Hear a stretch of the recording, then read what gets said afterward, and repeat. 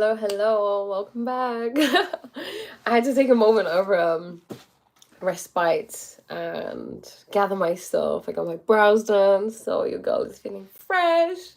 It's actually quite amazing how little acts of like self-care and like doing things that make you feel good, they actually make you feel good. How crazy is that? Who would have thought?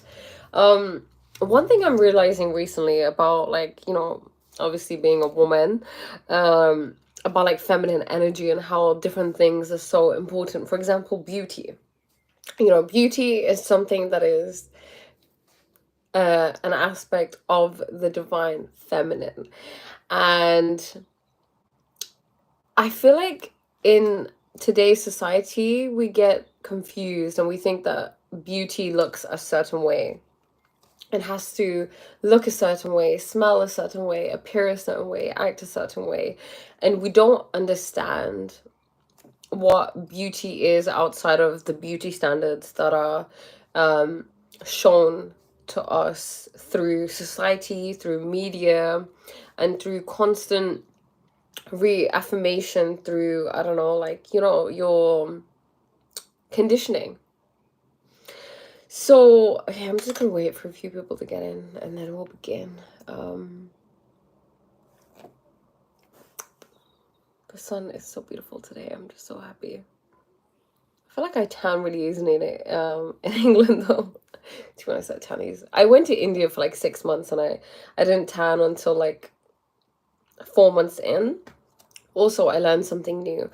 I learned about how the heat is actually best for women. So women thrive in the heat and like warm weather and warm situations like a sauna or a steam room, compared to cold. And I used to be one of those people who, really got into Wim Hof, and I was like, yes, people who can withstand the cold are super, like strong, they have a strong body and it's really helpful. So I started taking like cold showers. I really had this like fascination with wanting to like have ice baths, and even like I was watching this show with Gordon Ramsay and Gino and Fred. So funny, I have to recommend it. And they did this thing where, so they were traveling around the world. Hi. And then they went to Norway, I think. And obviously Norway is so cold. So it's Gordon Ramsay, by the way. Yeah, they had to do this thing where they had to go onto like the ice and swim from one hole to the other hole. And I remember being so fascinated and thinking, I want to do that. I can do that. Even though, first of all, freezing water takes your absolute breath away. You cannot, but I learned recently, I think, I don't know who the lady was, but she was an expert in her field of like health. And it was on the Mel Robbins podcast that she was saying this, where it works better for men. What it does in women is that thank you, George. What it does in men is that it's healthy for them. It raises their metabolism and gets things going. Whereas in women, it actually induces a stress response. So it's not good for you to be having things like cold showers and ice cold baths and stuff like that. Which I'm kind of relieved to find out. I'm not gonna lie, because I think I can just convince myself to like anything that I think is good for me, which is like a curse and a blessing at the same time. Because when it comes to, for example, eating or drinking something that may not be like delicious, I can do it because I'm like, okay, this is nutritional, it's good for me. For example, I'm currently doing a parasite cleanse, and the tea is very, very strong and kind of miss you too, yes. I miss you too. The tea is really, really strong, and you really have to see it through. You have to have like 2 cups every single day before you eat. And I can do that. I just have to like force myself to do it, and I can do it. So yeah, I started forcing myself to have like cold showers and stuff, and I'm just glad that I know now that this is not needed. I love the heat. When I went to India, I could be in the heat, and everybody else, like Indians who live in India, who you think I thought, you know, that they'd be able to handle the heat. Just couldn't. Like, we'd be sitting in the same room. So I went to see this like pundit, this astrologer. We're sitting in the same room, and this person is like sweating, just like wiping themselves constantly, asking for the AC to be on, the fan to be faster, and just really struggling. And I'm just sitting there very calmly. I realized that what helps me like manage being in the heat is just breathing, like focusing on my breathing. Thank you, George. You know, just focusing on your breathing. Like, I would walk out in India and just be walking during midday, like, okay, midday, 1, 2-ish. And the heat is so strong. It's about 37 degrees, and just be fine. It was like a superpower of mine. But now I understand that it's because women can handle the heat, which is great because I intend to live in a very warm country. I'm just built for the heat. You know, the cold just makes you very like rigid. You can't move. You don't really want to do anything. And I feel like the sun just makes you happy.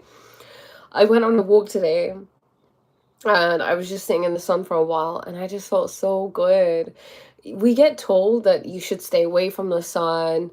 You know, that you can get cancer, you can get these moles, you can, like, so many things can happen to you, you can burn. But think about it this way, from an evolutionary point of view, we actually used to live in nature, right? We used to be very close to nature, and now we live in these artificial little boxes. I saw this TikTok that was saying, well, you sleep in a box, you live in a box, you travel to work in a box, you work in a box, you know, most people. And you couldn't be further away from being connected to nature. And I guess I feel like that's one of the biggest reasons why people don't feel happy, why people don't feel fulfilled. It's because we're not living in the way that nature intended us to live. I mean, we are nature after all, right? How are you single and old? How am I like, am I single? Is that what you're asking me? Where are you from? Oh wow, it's a lot of questions, George. Someone's very curious today, aren't they? I'll let myself just be under a veil of mystery. We'll leave it at that, okay? I hope that suffices. If it doesn't, can't do much. Maybe you can tell from my accent a little bit. Who knows? But yeah, beauty. Beauty, super important. It kind of gives us a reason to live, right? I mean, I was doing this course, and this lady was talking about how, from an evolution point of view, like when we were cavemen and cavewomen, we used to build homes, right? And you build the like necessities. Okay, we need a place to sleep, we need fire, we need a place to eat food and stuff. And then eventually human beings decided that, okay, you know, why don't we just make something look a little bit nice, just so that it can look nice. Like, beauty, there's no inherent need for it as such. Like, it's not a necessity. But what it does is it adds to our experience as humans, right? It just brings like a sense of love and thank you, George. I'll bear that in mind. Thank you. You know, it just brings a sense of, I'm from India and Australia. Oh, nice. Okay. And your name is George. Interesting. Beauty is super important. It just makes us want to get up in our lives. And it's really unfortunate that in the West that we've really simplified beauty down to certain things, that certain things have to be present. For example, lawns, right? Like, we all love the idea of like a white picket fence, a nice lawn, a nice little house. This is from like the era of where monarchs used to like rule, and you know, if you had grass, that meant you had money, and it was a sign of prestige and luxury and abundance. And now everybody loves that. Everybody just wants to get rid of what they have and just have the nicest lawn and have grass, which is really interesting because if you look at nature, nature isn't prim and proper, right? Like, for example, women, like, be prim and proper, have your nails done, they should always be nice and polished, have this, your hair should always look like this, it should be down, for example, it should be straight or something, there are certain standards that have been created that women really put pressure on themselves to adhere to. And they're told that if this is beauty and if you're not in that box, then you're not beautiful. And obviously, as women, it's the divine feminine, right? There's beauty, and like, we like beauty, but I feel like some water. Give me a second.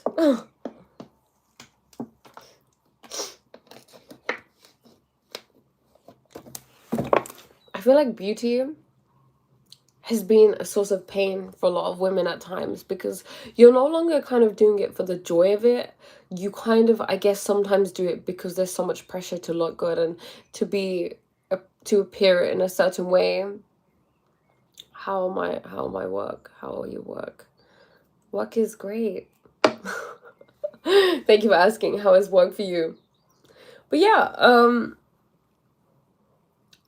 beauty is something that, like, you allow your creativity to be unleashed. For example, women, right? A lot of women like makeup, but there are two sides to makeup. So makeup can enhance what you already have, and it can be a way in which you can express your creativity, because I love makeup, and I've done makeup for some people. Like, I've had clients who've had wanted makeup doing, and I've done that as a makeup artist, and I love it. It's fun, it's enjoyable, and I get to, like, it's art. I'm doing art on someone's face, and their face is my canvas. However, and there are some women who feel very, like, compelled to always wear makeup, and they feel like they aren't anything without it. And what you do is you're basically putting your self-worth and your self-esteem in things outside of you, right? You're saying, I have to have this, I have to have this, I have to have this, and only then can I feel a certain way about myself. And that's like externalizing your worth, which is never going to work, because you need to have like an inherent sense of worth. And I feel like some people kind of get lost in that. They don't understand that, and we try to find it in things. And I used to do that. I used to try to find confidence, for example, having my nails done. I spent actually more than that, maybe like 5 years, just having acrylics done all the time. And I would feel really weird, like, if I was just like this, in love with what they see. Women fall in love with what they hear. That's why men will always lie, and women will always wear makeup. Interesting.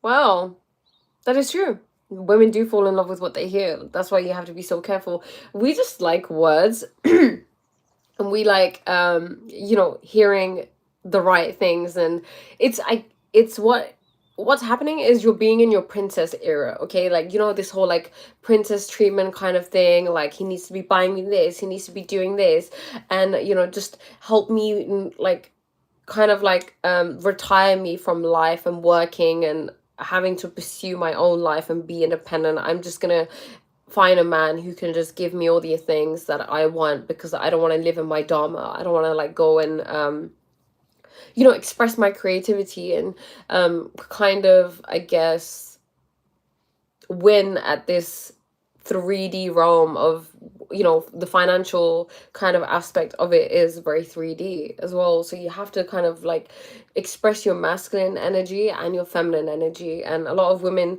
are getting taught the wrong kind of they're getting the wrong idea about things. They think that life is about just securing a man, which it used to be. Like, when women didn't have options, they used to have to think, okay, how can I find the richest, most abundant man and lock him down? Like, how can I compete with these other women to get that, so I can secure a great future for me and my future kids and my family? Otherwise, I'm doomed. And now things are very different. Things don't have to be like that anymore. We can have our own careers and, like, express our creativity and be able to earn money through that. And I feel like that's so much healthier. I feel like in life isn't about finding a partner. It just isn't. And a lot of people think like that. We see, we see like Disney movies, and we watch movies like rom-coms that, it's like $1 billion industry of romance, and then all you focus on is romantic love. However, love exists beyond the scope of just romantic love. Romantic love is just like a small aspect of it, like community, friendship, sisterhood, brotherhood, family, as a society, your tribe, a particular religion, if you belong to like a sect of that.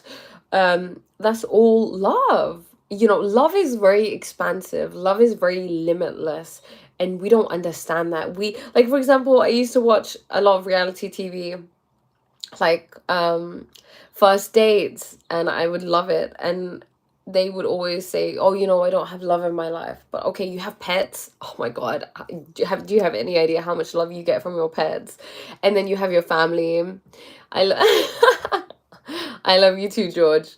From your family, from your sisters, like your friends, and your like your friends as in like your boys and stuff like that.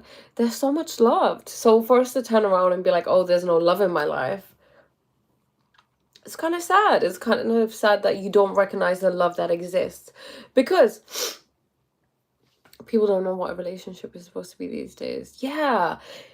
To no fault of their own, their contribution of it is uh, a particular percentage, and the contribution of other things contributes to that. For example, society, and like the way that you've been brought up.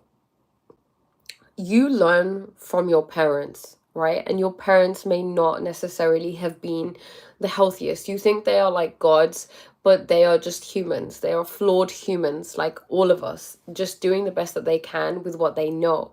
And we look at them and we think, okay, you know everything, and the way that you're relating to people is the way that apparently I should be relating to people. And then you begin to relate to people like that. And like my experience of watching the relationships around me, I didn't really have many role models for relationships other than my parents. Like, they were the biggest ones, and I'm only realizing now like how, I guess, limited my experience was when it came to interacting with other people, like larger groups. Like, I realized there was one thing about me. It's, like, I didn't used to speak to my dad's side of the family, and as an adult, like a few years ago, I started speaking to them, and they're amazing, they're lovely. And sometimes I just, because I'm not used to like having, like, not having to, but like connecting to other people, like having an extended family. It's always kind of been my family, my siblings, my parents, and me. So like we never really kind of came out of that to like talk to other people. So like now, you realize that you have to kind of um cultivate your relationships and nurture your relationships, and I wasn't used to that. So I feel like at times it would be awkward, because I'd be like, okay, I feel like they want to talk to me and they want me to reach out, but I'm just not used to it. And I had this realization today that maybe I'm just not used to it because I wasn't used to it, and it's kind of scary. Because I remember when I was younger, like I'd go with my mom and my dad to like family friends, and there would be women, and I just felt like the way I perceived it was that I felt my mom, like, kind of, I saw her as weak, I think, and that other women were like really confident, and that was really intimidating for me. So I developed this thing against, I think, other women, especially like older Asian women, where I would feel really intimidated by them. And I also realized that I love the light bisecting your face, showing the true right? This happens all the time. Women don't realize men are just as sensitive as them. Yes, so true. Akshita, I am from England. We know you have a dog. Yes, I do. This is it, It's, it's just showing on my face. Um, so yeah, I was saying, yeah, I realized that I have this thing where even women, like for example, I have neighbors and they have kids and they're young girls, and sometimes I would feel intimidated by them. And I realized what this is when we don't have a healed inner child, we revert to like a certain age, like a 2-year-old version of you, or like a 5-year-old version of you. um yeah, I am Indian, I'm Punjabi. You revert to that childlike version of you, where you're that little girl who felt intimidated by other girls and you didn't really have a backbone. And it happens because it takes, oh, thank you. Yes, honestly, I'm so happy. And I feel like I realized yesterday, so my granddad actually passed away yesterday, my dad's dad. And I was never really close to him, and I was always taught this like perception, this truth was always pushed, that they didn't treat your mom right, they're the enemy, blah blah blah. And he died yesterday, and I didn't really I wasn't like upset because I was never really close to him. And also I understand that death is not the end. But then when I was looking at my dad and looking at my cousin and my aunt, I was like, oh wow, from their perspective, I can only imagine how they feel to have lost a parent. That's a really big thing. But and then it just helped me kind of cultivate a sense of empathy for them, because I realized I because I used to be a victim. You're confused. Okay, Ankita, sorry. I'm talking about family dynamics and how I never used to talk to my dad's side. And you were just so sweet. You were testimony of his character. Thank you so much. Yeah, so I'm talking about my family and like how my dad's side and how I never used to speak to them, and how I found it difficult to kind of continue nurturing that relationship that I had with them, that I only developed when I was older. And I was saying how my granddad died yesterday, and that my dad's dad, and I was never really close to him. I barely knew him. I probably shared only a few conversations with him, if that.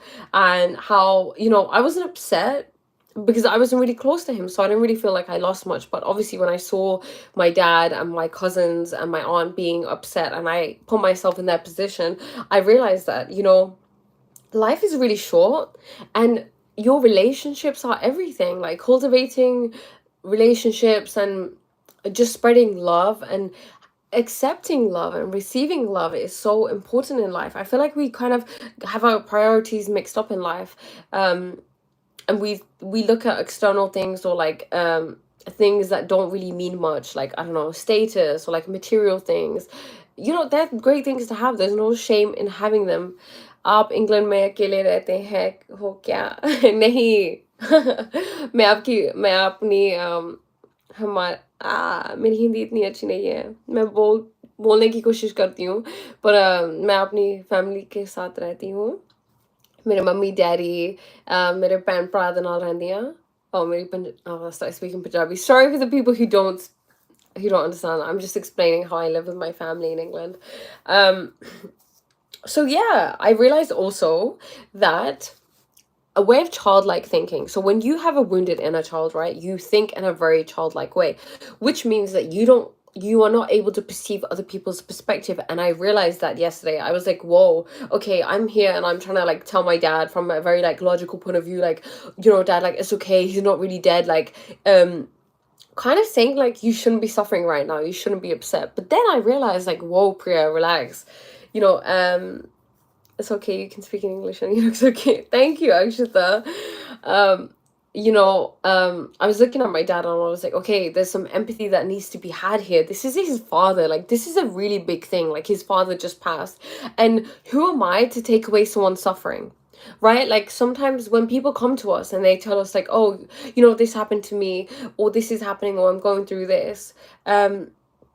We want, and like, especially if they're family members, the first thing we want to do is like take away their suffering and like make them not be sad anymore.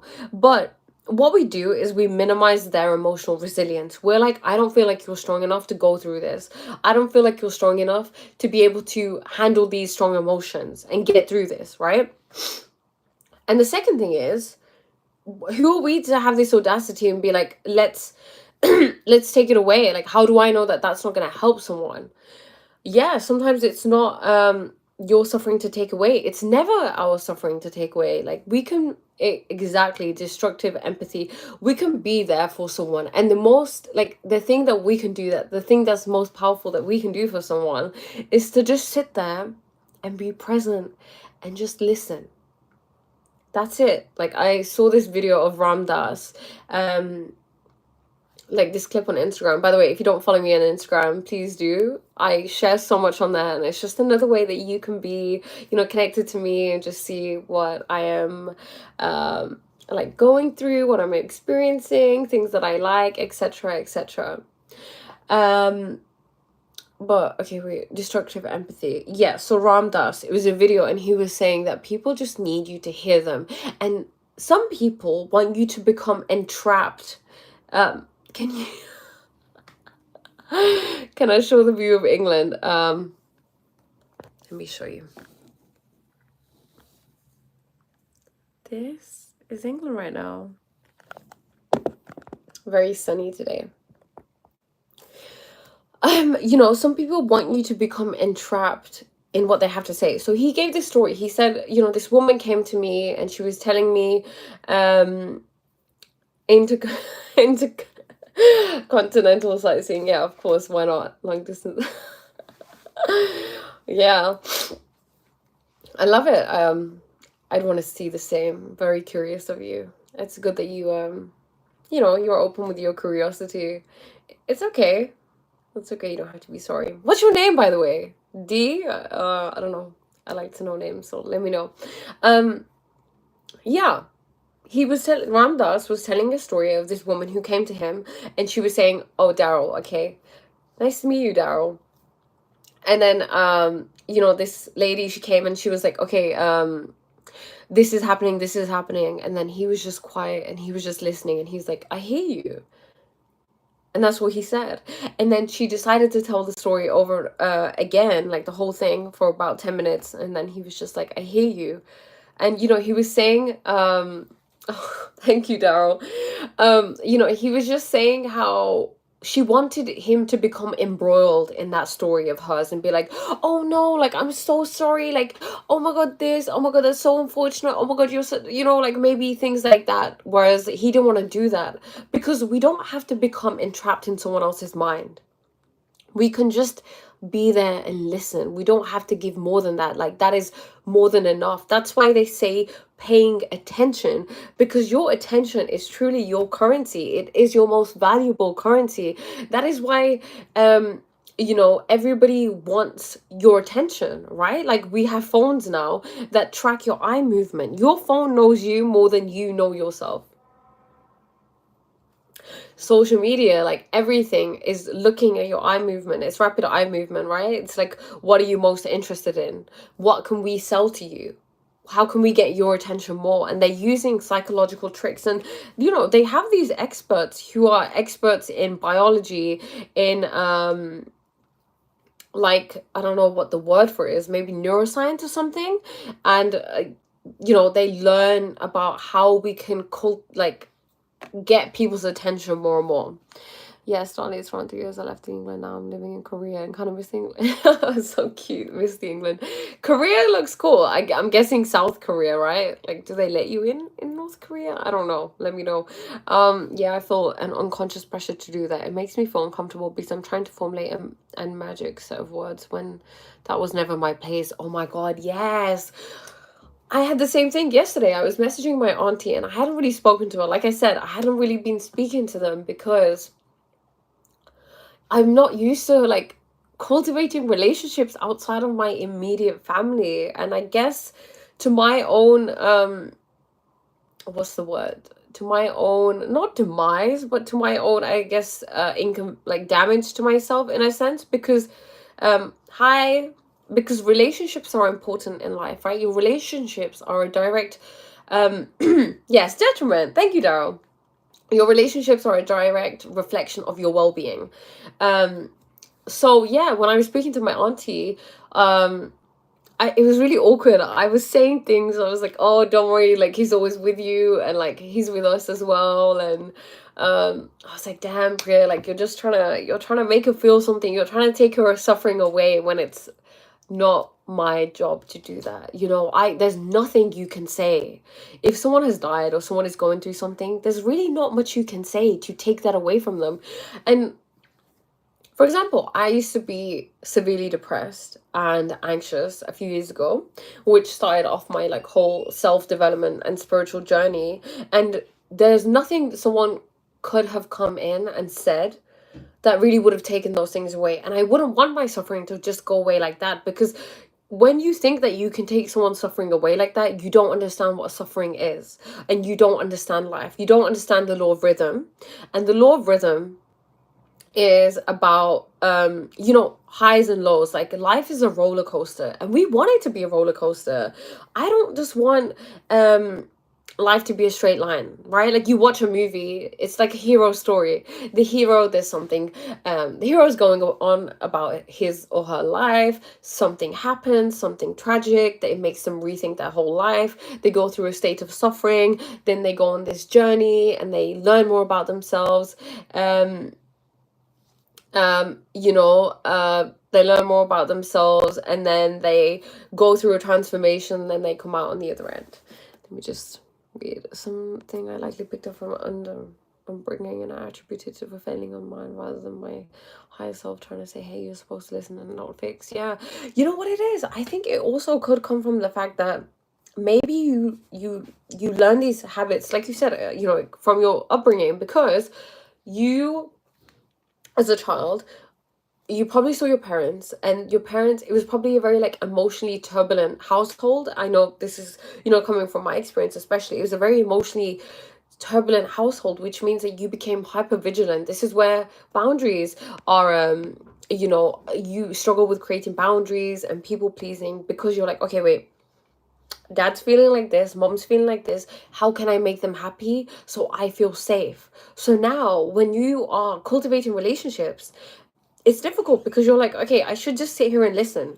I don't need to, oh my God, I don't need to like try fix things. Especially like, for example, I read this book, Men Are From Mars and Women Are From Venus. And it says in that how men and women are different, and how women just want you to listen. And I guess that's for men also, like, women just want you to listen, but a lot of men will come in and like try to offer, solutions. And they're doing it from really great, lovely intentions, right? They want to help you. But sometimes a woman just needs you to listen. Oh my God, Akshita, Himachal has my heart. Himachal is so, so beautiful. Is that, did you live in Himachal? Is that where you're from? Yeah, it's like the story of Moses. You leave the tyranny, but don't go straight to the promised land. You go to the desert for more suffering. I recently realized exactly what you're saying. Wow, I love, that's amazing. The itinerary. Life is a process, and I kind of like, I really am enjoying the ups and downs of life, because I've been doing hi Pew Pew Pew. We're good. How are you? Roles of patriarchy in society forced upon everyone. Indeed. And Akshita, oh my God, you lucky girl. Himachal Pradesh, that's amazing.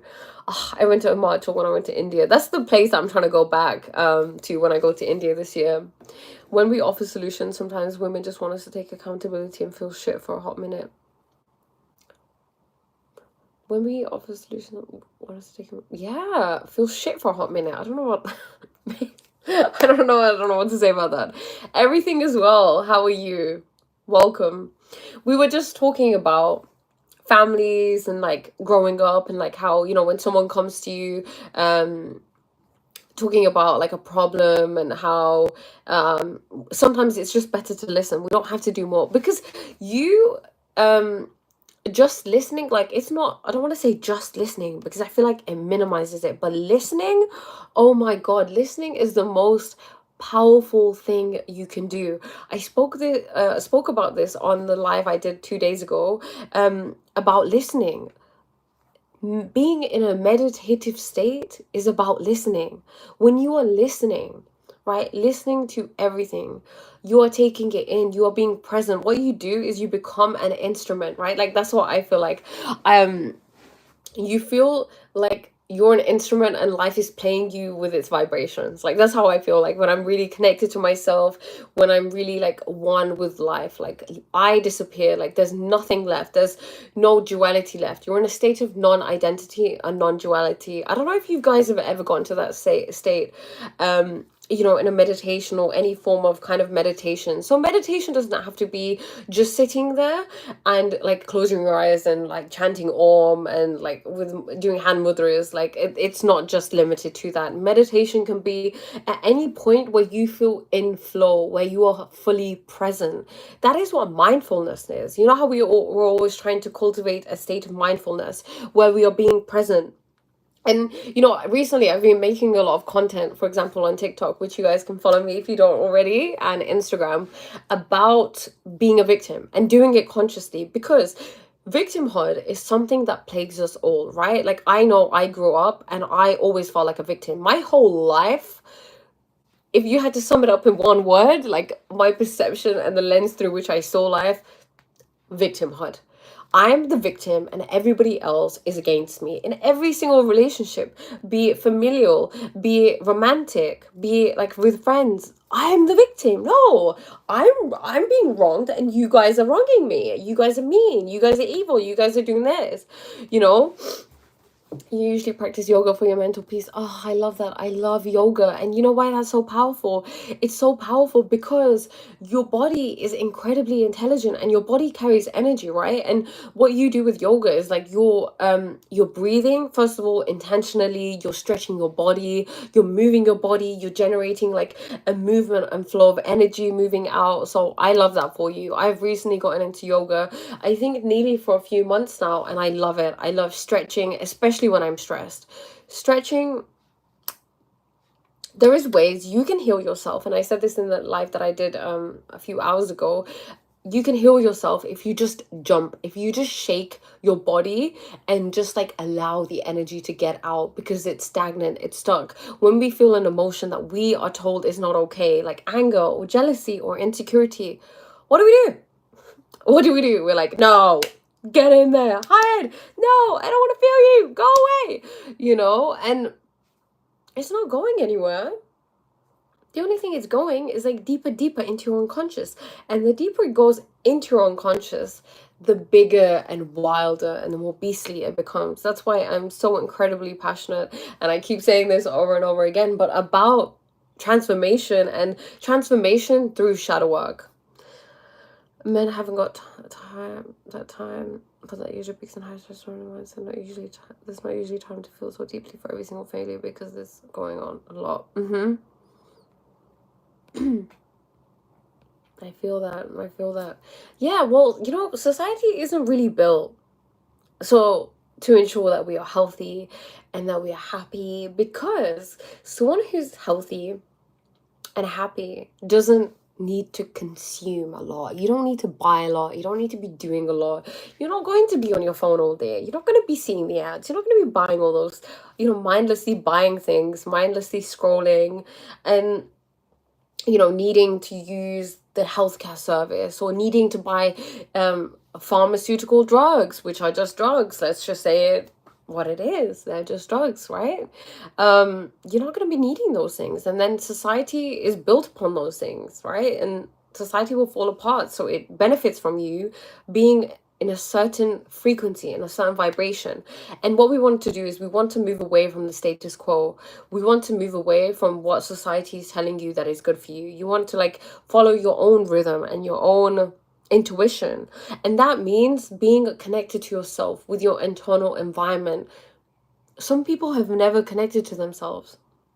If you constantly need to be watching something, to be listening to something, to be communicating with someone, to be filling yourself with something and consuming something, which I did, I used to be like that. I needed to be drinking, I needed to be smoking, I needed to be, talking to people, I needed to be watching something, I needed to be scrolling to feel something, because I just had this like big black hole within me that felt so unsatiated, that just said, give me something, bring me something. Yeah, the body naturally heals itself if you let it.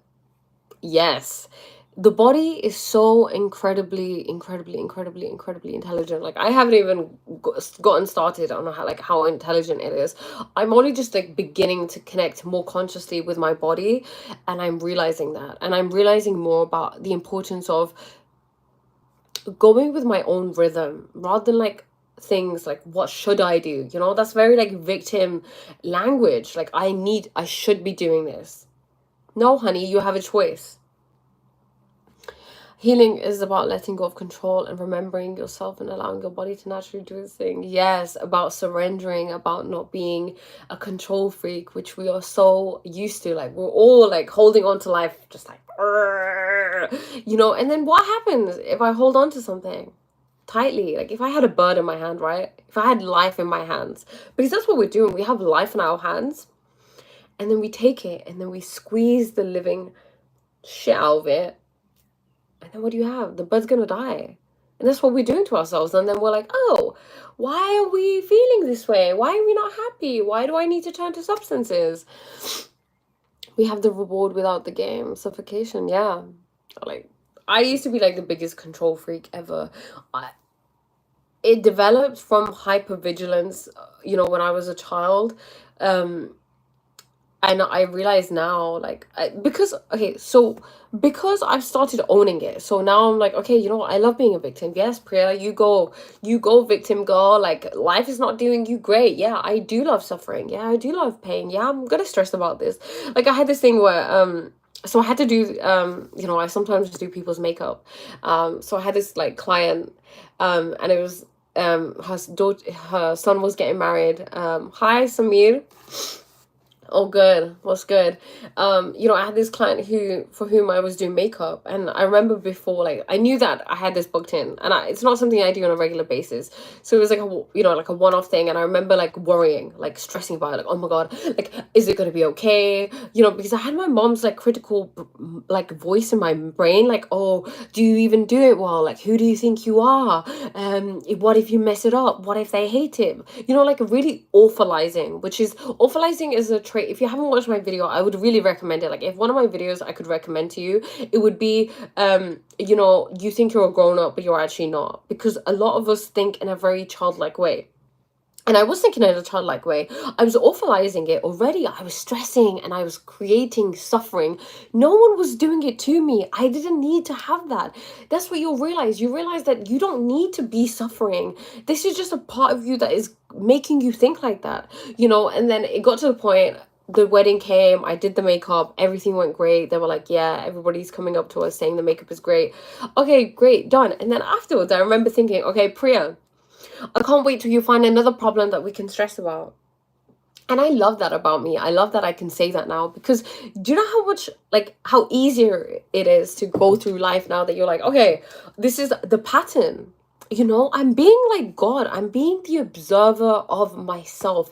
I'm looking at my life and I'm like, Priya, this is what you do. You find one problem, you latch onto it, all you do is create suffering for yourself. And then that, like, you know, subsides, that problem goes away. And then you're like actively, like subconsciously, actively seeking for another problem that you can think about, that you can stress about. You know, and that's what we do. We go from one problem to another problem, to another crisis, to another crisis, because my nervous system was so dysregulated and so like anxious and so stressed that I needed that. Like, normality for me was being stressed. I remember there were points in my life where, you know, there was like no major stress going on. And then I was worried, like being like calm and nothing going on was stressful to me. And this is something that I really want to go into. I'm going to make some videos about this, because it's a realization that I had, that we are more fearful of great things, right? Like, we are more scared to be successful. We are more scared to have the perfect, you know, perfect divine union, like, if you want to call it perfect, sure. You know, and have a really great career and have loads of abundance. When you haven't had that, and your nervous system has been primed for different things, then that is stressful for you. That causes your nervous system to stress out. Like one of my friends, she's also a content creator. I love her. You'll have to search her up, especially if you're a woman and you're into like being in your queen energy and transmutation and alchemy and all of that. Sapphire Love, okay. She's a YouTuber, and I was speaking to her, and she was telling me how she would read the comments sometimes beneath her YouTube videos, and there's so much love that people give to her that she had to do EFT tapping just so her nervous system could calm down. Like, it's okay, like it's safe to be loved, it is safe to be seen, it is safe to be appreciated. That's just another way. EFT tapping is another way that you can communicate to your nervous system. But do you see, like, it sounds crazy. Like, why would success and being seen and recognition and respect and loads of love stress me out? But it does. It's as stressful as something bad happening to you. Because when something good, right, or something fear-inducing happens, the state in which your body is in is an activated alert state. It's a panic mode. It's adrenaline's rushing through you. And you like that, right? Like, why do we go on roller coasters? Why do we like horror movies? Why do we like thriller movies? Why do we like to go towards conflict? Why do we love to watch wrestling? I used to love wrestling. I used to love the beef. I used to love drama. I loved reality TV show where there was mess, there was chaos, there's arguing, there's fighting, there's conflict. Why was this so normal? It's because this was normal for my nervous system. It was dysregulated. And what I realized is, as I got older, as time passed, these things didn't bring me pleasure, okay? Because you watch a horror movie, you watch a thriller movie because it brings you pleasure. We as humans do not do anything that does not bring us pleasure. So, to some extent, being stressed and being scared and being horrified and being thrilled and watching conflict and watching drama and being embroiled in it brings you pleasure. So now, yeah, movies, horror movies, thriller, yeah, that's TV. But that means you like witnessing, you like observing these things. And the thing that we like, unconsciously you like it, right? I doubt you're gonna say consciously, directly, I love being horrified. I love being thrilled. I mean, you may do, and I love that for you. I love that you can integrate and see that part of you. But a lot of people probably wouldn't say that, A lot of people would be like, what? You think I love chaos? Like me, if you'd asked me years ago when, I was in chaotic relationships, like, Priya, do you like chaos? You must like all this messiness that comes within a relationship. I'd be like, are you mad?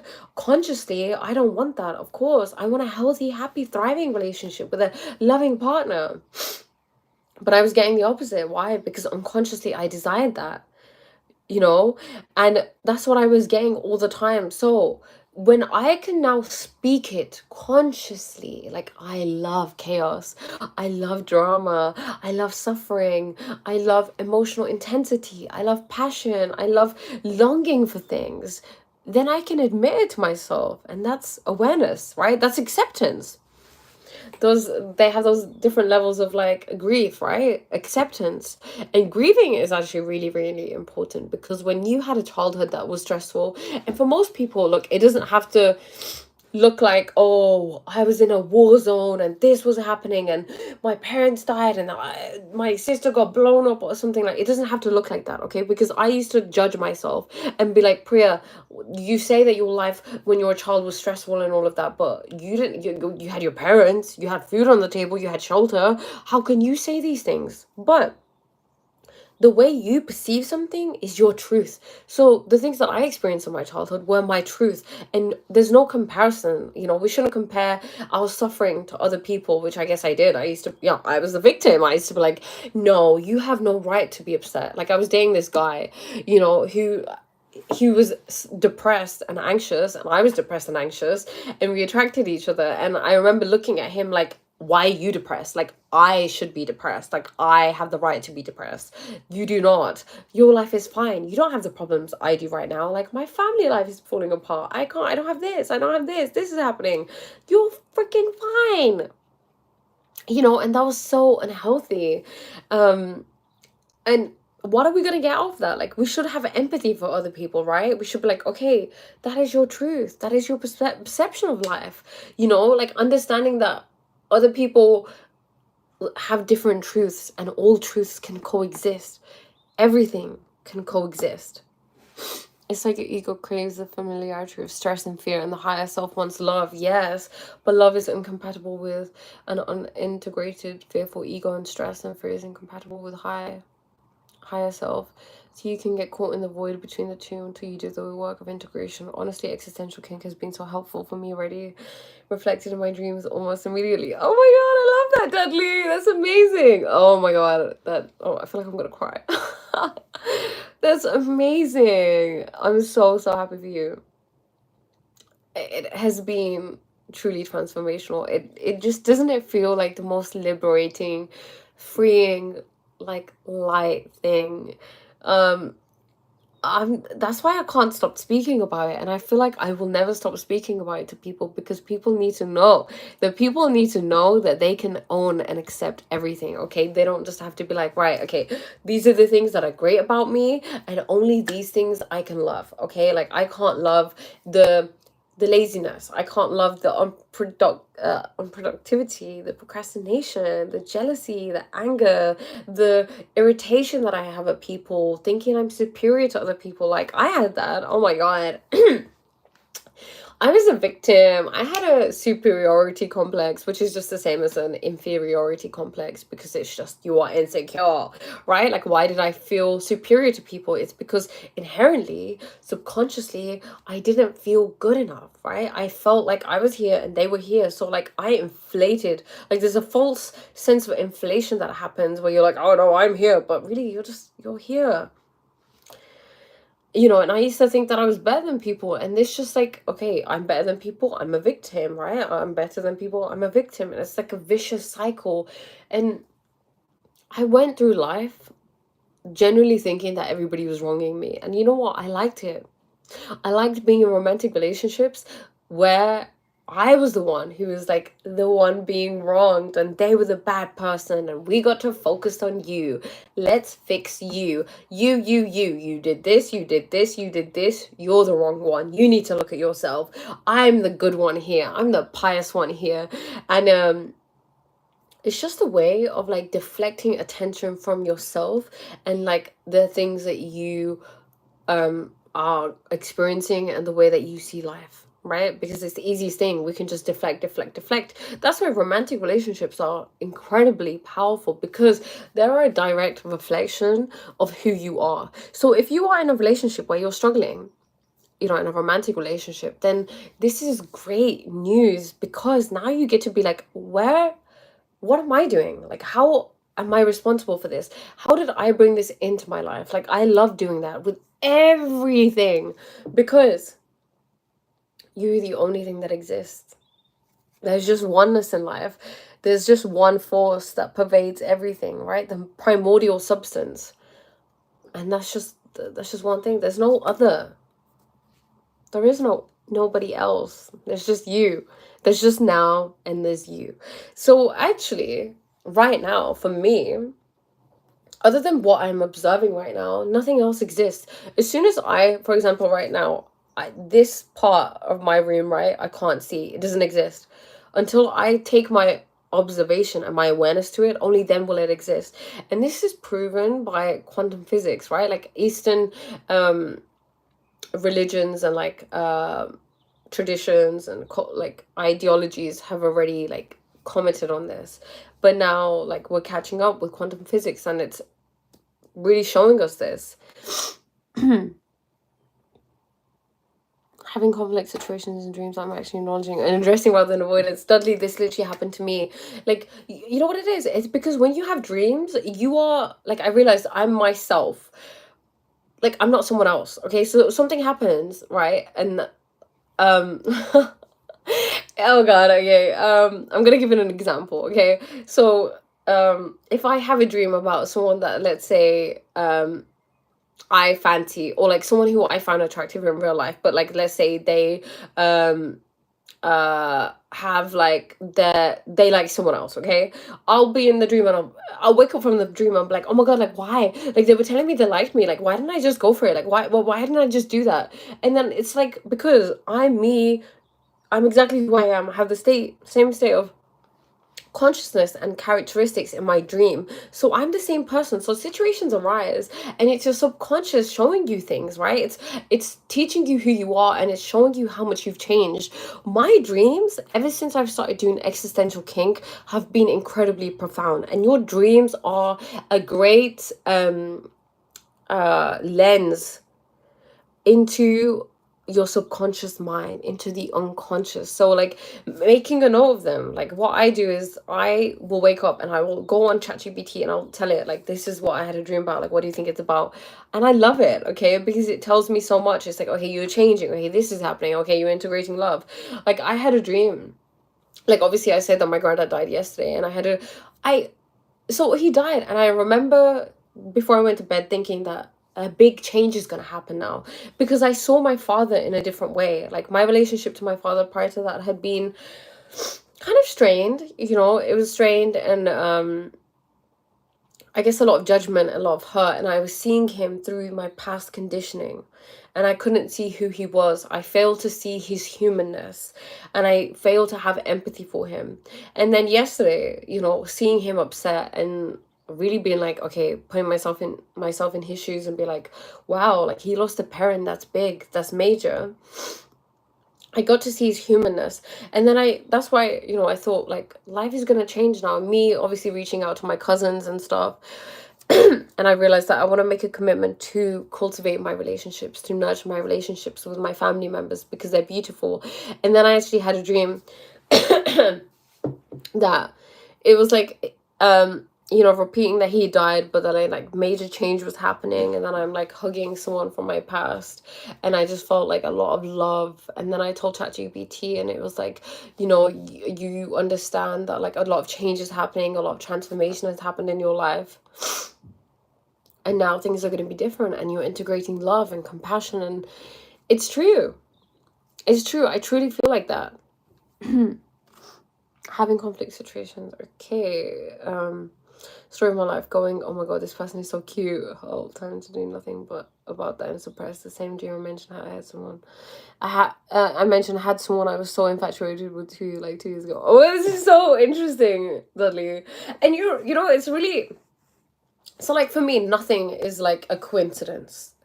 Everything is deep. Everything is intentional by life, because life, there's no random things, okay? Everything is like interesting. So it's so interesting, Dudley, that you're saying that, because last night I literally had a dream, and it was a dream of someone that I was very close to, but so I was older than this person, like a few years older than this person, and then we were close, we were friends. It was like a friends group that we used to hang out in, and he used to like me, and we were just friends. He never made it clear to me that he liked me. And then I developed like an infatuation with him after I stopped speaking to him, because there's this thing about me where I just love what I can't have. I love longing. I love being infatuated. I love limerence. Limerence was like the story of my life. Victimhood, limerence. Give it, that's it. So yeah, I found myself becoming incredibly limerent over him, even though like he's younger than me. Not that like that's, it's, I don't know, I was gonna say it's not a big issue, but because people can be at different stages in their life, I don't want to like thingy that. But yeah, I was older than him, and like obviously we don't talk now, and he's a different person and I'm a different person. But I saw him in my dream, and I remember hugging him and feeling so much love, and it wasn't necessarily to do with him. He represents something. They didn't respond for a while, and I was literally falling apart, so deleted all their contacts thinking I'd be okay. And I didn't need to feel pain or rejection. Then I realized emotional permanence. Impermanent? What do you mean? Or emotional permeance. Sorry, being guilty forever, because they even mentioned how they lost friends because they just be for a while. You might be able to resolve this. Well, keep me updated. I'm interested. I'm invested now. But you know, I'll keep you updated on mine. But to be honest, like it's just a limerence thing, right? Like it's just like your ego. Like for me, like it would be my ego. Like yeah, I can have that person because they love, like they liked me, and um, yeah, that's it. I can. I'm happy that I can just admit these things. You know, I'm not like, oh, I'm a perfect person, which I try to be. You know, I tried to be for so long, my entire life. Perfect Priya was what I was trying to be, and it is so difficult. It is so painful, it is so difficult, it is so draining to be someone you're not. That is why authenticity has the highest vibration, right? It's the highest vibration for a reason. It's because you're just like, it's like letting out a big breath and be like, I can just breathe. I don't have to be a certain way, or you know, do a certain thing or anything like that. I can just be me. I can be messy, I can be insecure, I can be annoying, I can be too much, I can be disgusting. Like for example, I now have this thing, which is gonna sound really crazy if you don't understand it, but like um you know, like for example, sometimes I'm in public and I was just used to be so incredibly insecure, especially about my looks when I was younger. So sometimes I still have that like part of me who lives in me. So I just like add fuel to the fire. I'm like, oh my god, like why are people looking at me? Like what? I'm like hideous. Why would they be looking at me right now? Like is there something on my face? You know, like part of me, like that part of me cannot believe that she's getting attention. I think it's ever since I was a child, like you know, I just didn't feel like the attractive one. Like I wasn't meeting beauty standards. And it's almost like, you know, like for example, say you were like a fat kid when you're younger. Sometimes you still feel like a fat kid when you're no longer a fat kid when you're older, right? Like it's one of those things. So it's like you don't really necessarily mentally and emotionally grow out of that insecurity. That requires extra work. You can't just think that you're gonna, okay, like suddenly lose weight and suddenly have like a physical makeover. For example, a book that is really great for this is cybernetics. Cybernetics. You know, and it was this guy who was a surgeon, and people would come in and they would get a surgery, right? They'd want then like a nose lift or like whatever surgery. And he would notice that some people who would go in and be like, okay, I want surgery, like once I get rid of this surgery, I'm gonna be confident, women are gonna like me, this is gonna happen, this is gonna happen.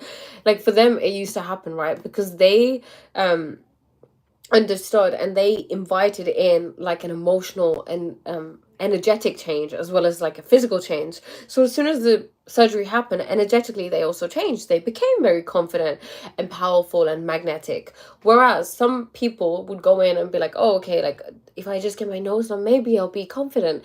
And they never were. You know, so there's such a link between those things, and I think that's what happened to me. You know, I obviously changed physically, and I guess I did more a little bit to beauty standards or whatever, but like how I felt inside didn't change. So there's that little girl in me who's like, no, I'm not attractive. No, I don't like the way I look. No, I don't like this. I don't like my hair. I don't like my body. I don't like this. I don't like the way I talk. Blah, blah, blah, blah, blah, you know, just like a pile of like insecurities that I just love to hold on to, and now I can just admit them. You think I could have ever come on the internet or even like post content, you know, without being scared and be like, oh my god, what will people in school say? What would so and so say from primary school? What will they think of me? They'll think like, who does she think she is? And what will my family say? You know, let alone like telling people that I'm insecure, or like I have insecure tendencies, or I feel like I don't like this or I don't like that. You know, it's a big thing, but it feels so liberating. Like I feel powerful. Maybe being powerful isn't just like getting rid of all the bad things.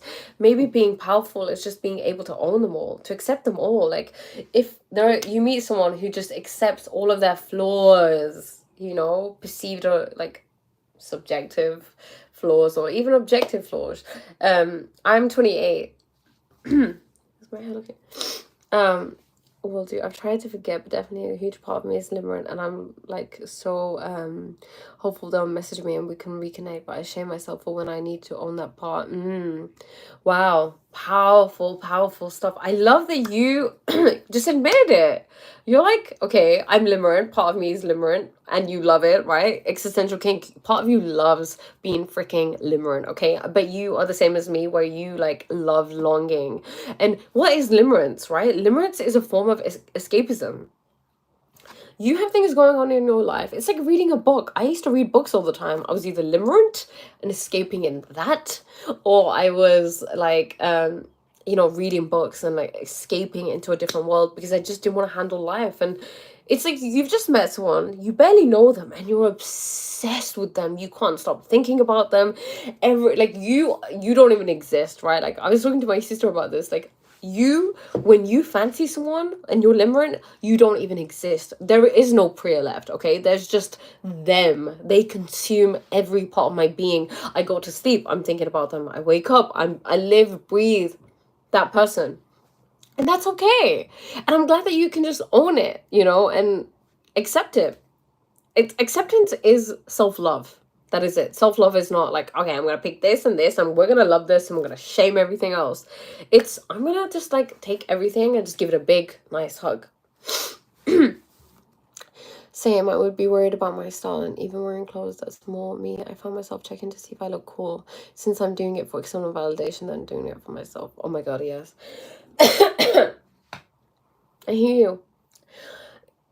It's so deeply ingrained. Oh, thank you. Doogly. I don't want to pronounce your name wrong, but if I do, I apologize. Doogly. Doogly? Doogly Devi. Doogly Devi. I love that name.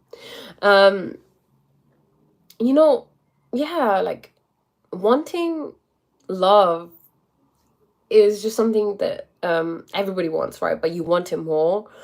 You're like a drug addict, okay? Like when your needs haven't been met when you're a child, you grow up and you're a drug addict. You're like, give me the drugs. You know how like drug addicts, this is just like, I'm generalizing, like some drug addicts, like the common conception is like it gets so bad sometimes where they like will cheat and lie and steal and hurt people to get that because they just need it so much. Well, that is what happens when you have a wounded inner child and your needs weren't met when you were a child. That's what you do. You're like a drug addict. You're like, where can I get it from? I'll just try get it from this person who I barely know, who I don't even probably like, we are not compatible with. Just to feel something, just to get this thing that I have been wanting my whole entire life, that I have this like void in me that needs to be filled. Yeah, it's like I can love this safely, but I can't actually interact with it. I can satisfy my longing from a distance, and I can feel a healthy dose of pain. You know what I would really suggest, Dudley, if you're open to suggestions? I would really suggest I don't know if so on one of my videos, thank you so much, Doogly. That is so sweet of you. So yeah, Dudley, I would suggest on the video that I made about existential kink, I've actually tagged in a meditation that you can do if you want a guided one, where you can do that and you can sit with the feeling of limerence. Okay, so what you'll do is like you'll sit and then you'll think about the limerence, and then oh my god, my body's getting excited. Just like thinking about it, like I'm literally like my hands are getting tingly. And you just want to sit with it and you want to see like where the sensations are. The thing is, this is so powerful because we have been so like when we are focused externally, right? Like your awareness is outside of you. It's no longer within your body, which means you're no longer like aware of the sensations that are taking place in your body. This means that when you are being limerent, it's exciting for you, but you're just not aware of it. But when you sit in meditation, right, you're just being super, super aware. And you're like, whoa, tingling in my feet, on my arms, my hands. And you're thinking more about limerence. You're thinking about like wanting this person and like longing for this person. And it just feels so exciting. And you see like how pleasurable it is because your body is your unconscious, right? And it feels excited. So this is what you unconsciously desire, Dudley. You desire like not getting them. I realized, imagine I had this realization that I have never like you did use that, which prompted the dream. Oh, I love it. Dudley, you know what I would really suggest? I would suggest doing it regularly. Make a list of the things that like you have in your life that you do not like, and then go through it, every little thing. Be like, okay, I'm gonna sit today and I'm gonna meditate on the fear of being seen, the fear of like insecurity. I'm gonna the love of limerence, the love of like feeling disgusting, the love of feeling icky, the love of like being disrespected, and all of these things. That'd be really great. Oh, what was the point I was making earlier? Usually my face itches and it's annoying as hell. I'm like, I know you're trying to do this to distract me. I need to lean into this. Okay, you know what? That's a great point that you've brought up, Dudley. What I would say, what I would say to that is allow it to be there. Like, just itch your face. It's fine. Like, I do that in meditation sometimes. You know why? Because I realized that being in meditation is awareness. And every time I need to do something, I'll just do it. Like, they usually say, like, don't move, but I'm maintaining the heightened sense of awareness. And you know what I tell myself? I'm like, okay, if I, for example, when I'm like, I do chanting a lot, right? Like, I wake up and I'll do my chants. I do the Mool Mantar, which is a Sikh chant. And sometimes I'll need to blow my nose, right? Because I have like a really runny nose at times. And then I'll just blow my nose while still doing it. I'll like blow my nose and like still doing it or something. And I'm so focusing on my chant. I can hear the chant. I'm listening to myself chanting, right? By maintaining focus. So what I'm doing is actually learning how to maintain focus whilst things are trying to distract me. Because what do we experience in waking life?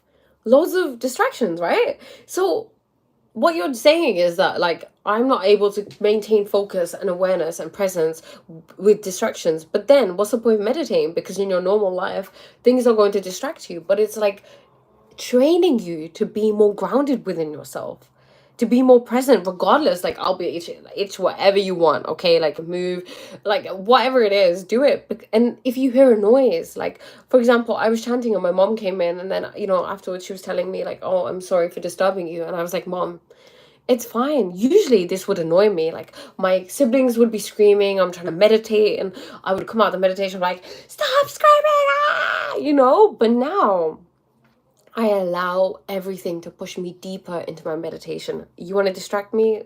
Try. Like, I'm indestructible. You cannot take my presence and my mindfulness and my attention away from me. Like, it's just taking you to another level. Oh yeah, you see, I was always worried it was bringing me out of state and distracting me. I'm trying too hard to be perfect and be so still. Thanks, that was super. You're absolutely welcome. Because I did these meditations by Jeff Foster, who's amazing, who's like so different to like the normal self-development that you'll probably come across. And because he really teaches you how to come from a place of love, from a place of full acceptance. And I spoke about this in a different live, the first ever, pardon me, live that I did. And he was like, okay, sit in meditation, close your eyes, allow the thoughts to be there, accept them, allow the fact that you don't want to probably sit in meditation be there, allow the insecurity, the restlessness, the laziness, whatever it is, the feeling that you need to be doing something else, the feeling that you're not perfect enough, the feeling that you're doing it wrong. Allow it to all be there. Like, can you accept everything? And when you can accept everything, you are being the highest state of consciousness. You are being God, because God is consciousness, and consciousness accepts everything, right?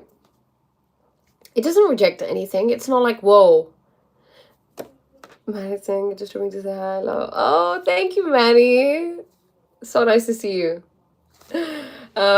But yeah, consciousness accepts everything. So if we can do that, right? Like, these little things, like maintaining awareness, staying conscious. You want to be, like I say in my videos, you want to be a victim, do it consciously. Because what happens is, a lot of times we do things, right, and we get triggered. We're like, oh, I don't know where that came from. I don't know who said that. Oh my god, I just blacked out. I just got angry. I don't know how. Oh, I just said something mean to you. Oh my god, I cheated on you. I blacked out. Oh my god, this happened. Oh my god, like, I felt this, I said this, I did this. I wasn't aware. Yeah, you really weren't aware because you checked out. You're like, sayonara, your consciousness. And this is what happens when you drink, right? Okay, so I'm so glad we came onto this point. I don't know if you guys have ever drank, right? But like alcohol. So when you drink to a certain extent, you are no longer there. Your soul is like, bye, honey. Like, you have just made your body so uninhabitable that I'm leaving. Like, I'm checking out. That is why you black out. That is why your unconscious rules, right? Like, I would be like, whoa, why am I like so childish? And and like irritable, and I just like act on my instincts, and I'm so wild when I'm drunk at times, like when I would black out. And now I'm realizing it's because the consciousness, your conscious awareness goes, right? And then all you have left is your unconscious. So you know, people who get like really angry or really mad or annoyed or like violent when they're drunk, it's because these things are in their unconscious. Thank you, Doogly. And also, I love that it's your grandmother's name and you've used it. What a beautiful name. What does it mean, by the way? And thank you. I lived in England for a very long time, hence why it's like this. But yeah, you know, you check out, and then you do things, and you wake up the next day. Like I used to do this, I used to wake up the next day and I used to dread people telling me, Priya, you did this, Priya, you did this, Priya, you did this, you said this, you acted like this. And I'm like, oh man, this is so embarrassing, like why? And like they used to have a name for my alter ego of when I used to be drunk, and it used to be Patricia. And you know, they were like, oh, Patricia was out, and like Patricia was like this violent, angry, sad, hurt girl, you know. And I would have a lot of anger towards myself. You know, there was like a separation, like, and like a discord that existed, where it was like I consciously was one person, and I wanted to be like a good person, a loving person, a kind person. I didn't want to be angry. I didn't want to be violent or mad or, you know, super emotional. But then there was another side of me that would come out when I used to drink a lot. And it's because like the unconscious resides there and your consciousness has gone. So when you are in your daily life, this is why they say I am so woke, or like my awakening happened, you know, my spiritual awakening happened, this happened. It's because your consciousness has risen, it has expanded, your mind is expansive, you see things clearly now. It is almost like when your third eye opens, right? You see past the delusion, you have clarity, you see things the way that they are to some extent, whereas before you only saw things the way that you are, right? And like that's why I say everybody's perspective is their truth. And so someone who isn't awake yet, right, their truth is their truth. And like I, for example, if I come across someone who doesn't like really relate to what I'm saying, doesn't understand like where I'm coming from, and talks about consciousness and being awake and love and light and like your darkness, they're gonna be like, what are you talking about, you freak? It's because they're not awake yet. And I'm not going to be mad at them and be like, why do you not get it, you thicko, you idiot? Actually, you know, part of me probably does like that. I'm like, yes, there's like a superiority and a narcissism that develops with spirituality, right? Like, I'm better than you. Like, you don't know this. Like, I'm awake and you're asleep, okay? You're a loser. You know, and I can own that. I can own that I did that, and I do that sometimes, okay? That is what it is. And you see, like I'm always like that's what you'll see. Like I love sharing personal things because I want you to see like the amount of like self-awareness that I have, and the amount of self-awareness that I like to apply to everything, to every thought that comes to me, because I like to dig deep. Okay, I'm a Scorpio. We like depth, we like transformation, we like just, I don't swim in the shallow water, I like the deep water. So yeah, drunk me was so loving and comfy and open, represented everything I wanted to be. To be honest, I drink less and embody this while sober more easily now. I love that. Yeah, like, you know, like people do that, right? Like people become so much more open and loving and kind. Like you'd go into the girls' toilets in like a club or a bar or something, and the girls are so lovely to each other. They're so like you're complimenting each other, you're talking to each other, whereas like usually you'd be like giving each other the evils or like pushing each other or something like that, or just being mean or like feeling like triggered by other people. And it's because you just allow, like your inhibitions have lowered, right? You don't have this ego, you don't have this defensiveness anymore. So the point I was trying to make also was that like when you're not awake, right, when you don't have that expanded vision of life, right, you're too identified with the ego, what happens is you are like a drunk. You are literally a drunk. You are acting from your unconscious. You are not perceiving life in the way that life actually is. You are perceiving things in a completely different way. Imagine, okay, think about it this way. Have you ever tried the goggles? You know the goggles like in school they give you where they're like, oh, okay, this is what you look like when you're drunk. Like this is your like vision. This is what your vision looks like when you're drunk. Well, my loves, when you don't have an expanded way of seeing life, right? Like you don't have an open consciousness, a higher like way of seeing, you're not aware and present, then that's what's happening. You are wearing bear goggles throughout your whole life, and things are happening and the chaos is happening and you're getting into weird relationships and careers and like instances, and you're like, whoa, why are these crappy things happening to me?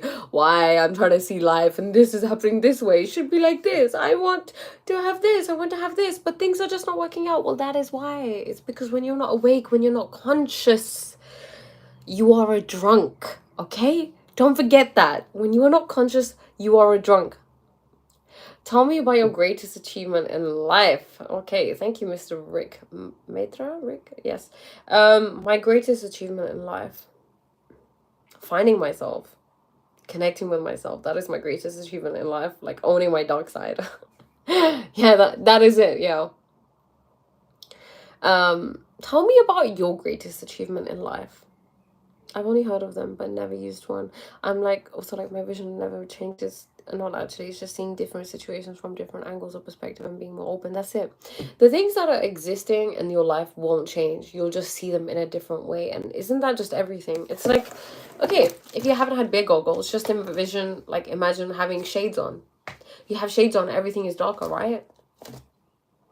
Maybe you could like, that's like when you have like a negative way of viewing the world, like a negative victim mindset perspective, you see darkness everywhere. You just can't get away from it. But being awake is like taking them off and being like, whoa, it's so bright, there's so much love, there's so much light, there's so much warmth, and it's always existed. It's been here right in front of me, it's been here within me this whole time, but I've just not been able to perceive it.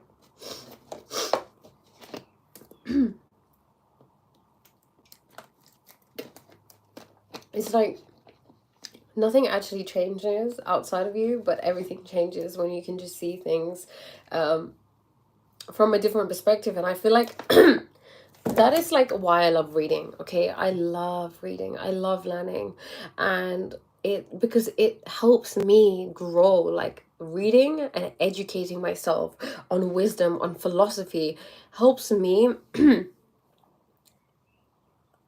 find different perspectives. Like I get to connect with other people who've had different experiences, who may have wisdom that I do not possess yet.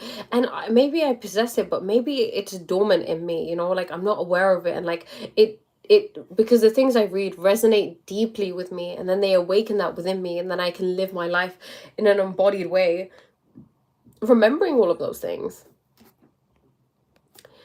I'm finding my purpose of being here on earth, the reason of my existence. When I do that, that should be my greatest achievement. Wow. Interesting. Interesting. I feel like that's very like a multi-layered thing, you know, our purpose here. There are many answers to this that I found for myself personally. I'd say, yeah, many. So I'd say just experiences, right? When we can just like bring it down to like life is actually meaningless and it's just about experiences, you are deeply, deeply present because you're like, oh, nothing really matters. You know, like nothing is that deep. People take life way too seriously. Their relationships, this, that, oh my god, this happened, oh my god, this happened, oh my god, this. I see it in my mom, for example. You know, like she just loves to worry, and I get that from her. Like I love to worry, and I can see that reflected. And it's just about little things. It's like, oh no, it's like, you know, the kind of stress you would have if there was an earthquake or like something really dire happened.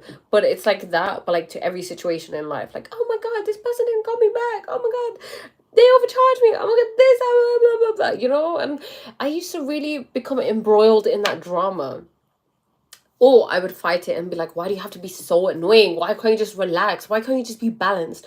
And that is like the like narcissism coming out, right? Like I am a spiritual person. I understand this. I understand it logically. Why would you do this? But the thing is, the more I react to something, the more it actually exists within me, first of all. Second of all, it already exists because it's unconscious, right? Like why, if I find pain in something, then it's going to keep coming up because I'm resisting it. There's like suffering. What you resist persists. Yeah, I would think, wait, am I getting drunk wrong? My vision doesn't change and stuff. What's I talking about? It's so funny. So I don't really drink much anymore, to be honest. I'm kind of just like teetotal. I can't remember the last time I drank. Um, because I know that my body hates it. I hate it. Like the worst thing that I can like that could happen to me is a hangover. Like hangovers were awful. Like it was so bad. I was just like I wish I'd just be dead. Like death was better than like being hungover. But yeah, I when I used to be drunk, everyone like, "Oh, are you drunk?" I'm like, "No, I'm not drunk. I'm not drunk." Like you say you're not drunk, um, you have a beautiful voice, but drink some water. Thank you. I know. I think I need to take like a 2 minute break.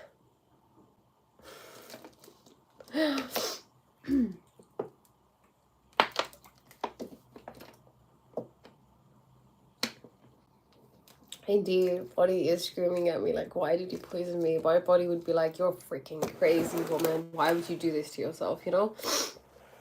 But yeah, I would be drunk, and then um people would constantly be asking me or like saying to me, "You're drunk, Priya, you're drunk," and I would get so annoyed. I would be like, "You don't know me. Like, why are you saying this? Like, why are you saying I'm drunk? I'm not drunk. How dare you say that?"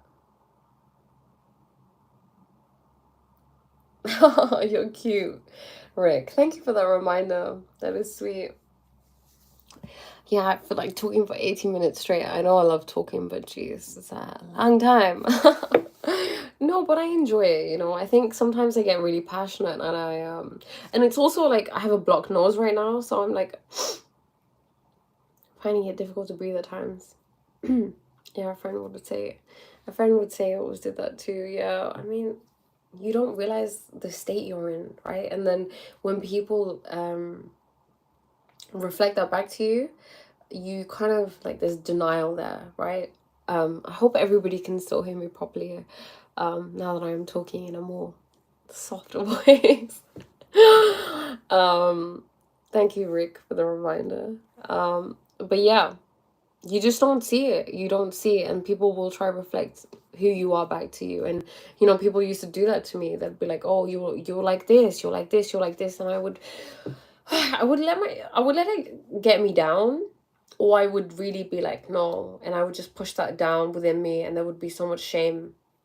And I really want to talk about shame.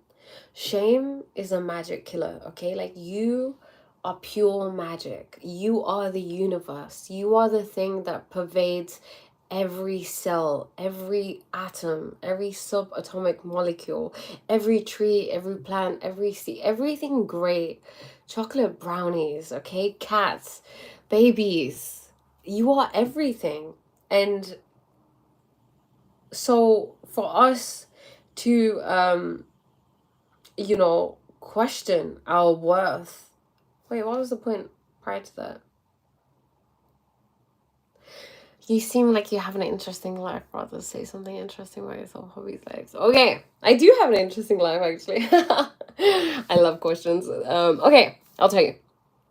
This is a good segue into, I guess, sharing who I am. Okay, so obviously my name is Priya. I'm a Scorpio, that hence why it's Scorpio Sage. I'm also a projector in human design, which means that I am here on this earth to kind of direct people. Everybody comes here with a specific energetic signature, and if you don't know your human design, I would really say check it out. It's really important, especially if you're a projector, for example, because we are built differently compared to other people. So if you say like, if life was like a factory, okay, I would have to be like the manager of that factory. I couldn't be the worker because I don't have that amount of energy that someone who's like a manifester or manifested generator or a generator would have. Dudley's generator. I love that. You know that. So yeah, like I just wouldn't have that energy. So I can't be like do, build, create, build, empires and just go and like be my masculine energy things. That is why I love philosophy. I love reading. I love learning because I just have an amazing capacity to be able to do that. Everybody has their own set of skills that they come in that they're really good at. And I think it's really good to know that because it's like school. school isn't for everybody. And I feel like some people really have shame about that because, they didn't thrive there and they think that they're a failure if they didn't do well at school. Well, what it is, it's like putting a fish and a horse in the same competition and checking how well the horse can swim compared to a fish. Obviously not as well as the fish. And if the horse can't swim as well as the fish, then telling the horse that, oh, you're crap, you're awful, you're no good. It, like, everybody has their own gifts that we come here with. And Rick, like you were saying, you wanted to find out what your purpose is and your gifts. Well, some of your purpose sometimes is tied to what you're really good at, what you really enjoy, what brings you a lot of enjoyment. And this brings me enjoyment, helping people, talking and discussing deep things, and helping people see the potential that they have that lies within them. That's what I'm really good at. I'm really good at seeing people. Hence why I'm a life coach. So if you ever want to work one-on-one with me, do reach out. You can comment, you can find me on Instagram, on TikTok, you can email me. And I can help you with whatever you may need help in. But that's my talent. And okay, so how did I get onto this path? I'll touch on that. People, habits, and the respect. I'm really good at uplifting. Oh, okay. Yeah, Rick, you are. You really are. You're great from what I've seen at holding space. Like reflecting back to me that I can take it easy. I don't have to like strain myself, and you seem like a very open like person. Like I'm getting a very like open energy from you. So this could be something right down your alley. So the way that I actually got into this and learned about all of these things and connected with myself is that I went through a really difficult time in my life. And I feel like a lot of people who come onto the spiritual path, so they either go through something really, really difficult that, makes them think, whoa, I'm like hating life. I'm really suffering. Let me find something, like this can't be the truth. Let me find something, and they find spirituality. Or or they have everything in their life, right? They have a great career, they have great family life, they have great finances and abundance, and then they realize, well, okay, I have everything I should have, but I'm not happy.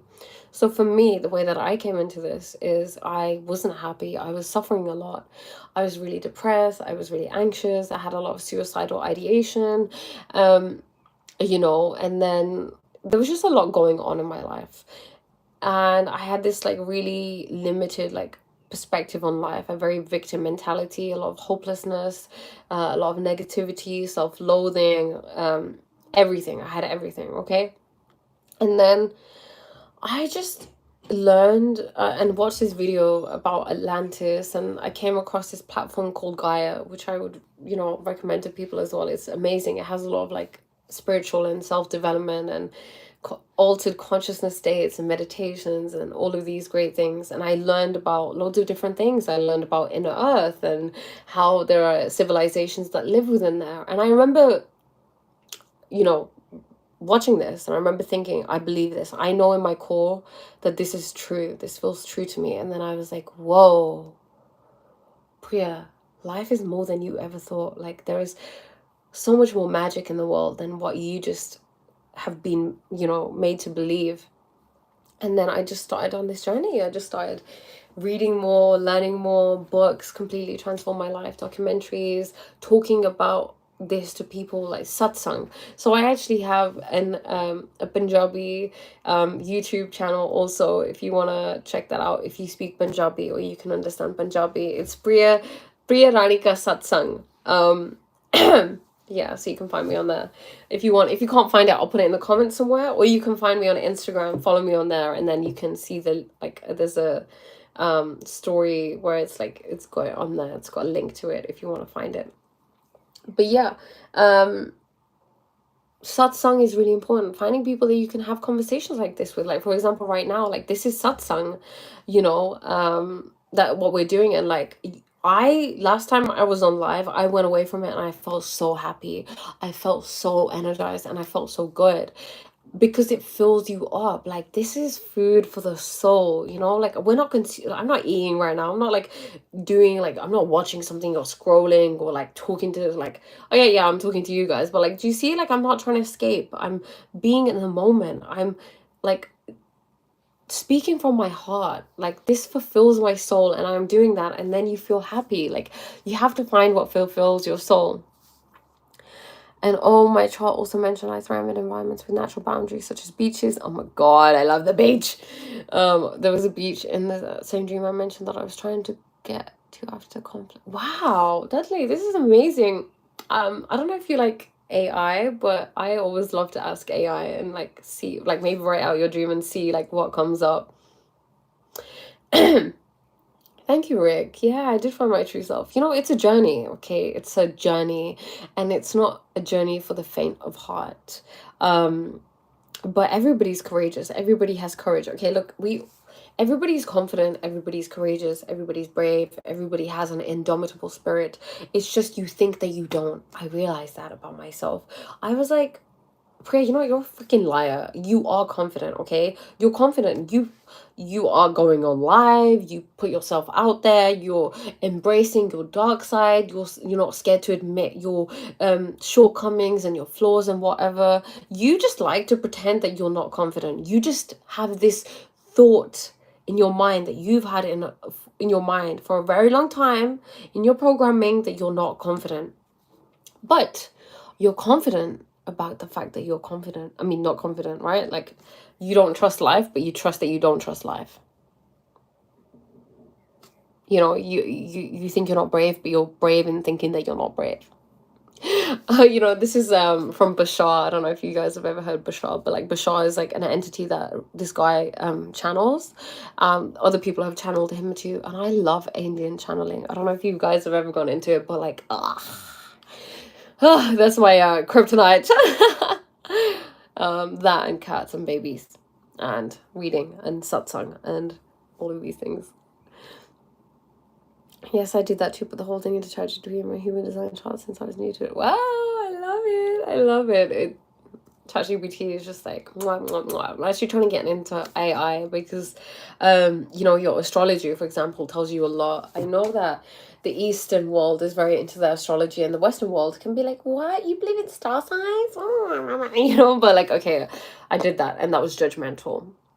But because like they just don't know, right? Like, ignorance is ignorance, and that's okay. Like, you know, I've been ignorant in my life too, and if I'm judging that, I accept that. Okay, themes of finding my own path, growth, limerence, conflict. There was a clay sculpture that I thought I broke, but the person was okay. I broke it. Wow. Wow, that's so amazing. This is so deep. I feel like life is so deep. Life is so exciting. Life is just so wonderful. Okay, other hobbies. Okay, so I love going for walks. I love nature. I love reading. I love satsang and just talking to people. I love creating. I love writing. I love, you know, creating content. I love sharing. I love meditating. I love listening to podcasts. I love talking Punjabi. I love talking Hindi. Um, I love just being. I just love life. I love everything. I love everyone and everything. That's it. That sums me up.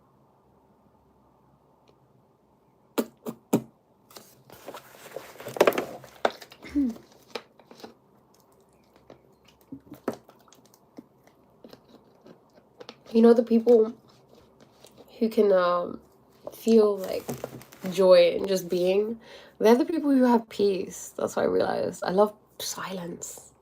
I love listening. I love just being quiet. I know it sounds crazy because I'm talking a lot. But I do. I love silence. I just love chilling and just sitting and doing nothing at times. Life is a journey. It's not a race. Perhaps the experiences you have along the way is what makes it interesting. Variety is the spice of life. Hey, woo, yes. Variety is the spice of life. You got it right. We love polarity, right? Like, someone asked me, like, would you rather just have it be day or just night? And I was like, no, I want everything, honey. I don't just want to eat spicy food all my life.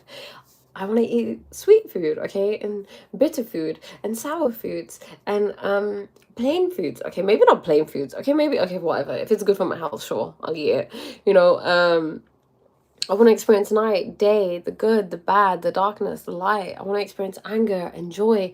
Because, okay, when we were in the cosmic soup, right, when we were just love, like, because that's where we came from, right? We came from consciousness and just like oneness. And oneness was bored, okay? Oneness is like, I want to see something else. And I reckon that the oneness was darkness, and the darkness produced more of itself, right? So that it could grow in consciousness from its darkness. Does that make sense? Like when there's unconsciousness around us, that's how we become more conscious, because we're like, oh, okay, there's like all this unconsciousness, and you know, this is dark, and this is you know, not aligned, and maybe we should explore it and become one with it, and then you can become integrated, you can have everything. So you know, these oh, bye Rick, thank you so much for tuning in. Thank you so much. Bye. Have the best day ever. I'm sure you will. Okay, guys, I think I'm gonna go to. I think I need to go give my throat a rest. Maybe have some like nice warm tea. But it was such a pleasure to be with you all. Yes, Dudley, definitely do that. It goes deep. It goes deep. It goes deep. And maybe even like put it in and just say, can you go deeper? And there's like loads of Chinese astrology as well. That's really interesting. But yeah, I'm gonna go get myself some tea and rest a little bit. But it has been an absolute pleasure. Yeah, I'll see you in the next one. I'm sure it'll be soon. Bye.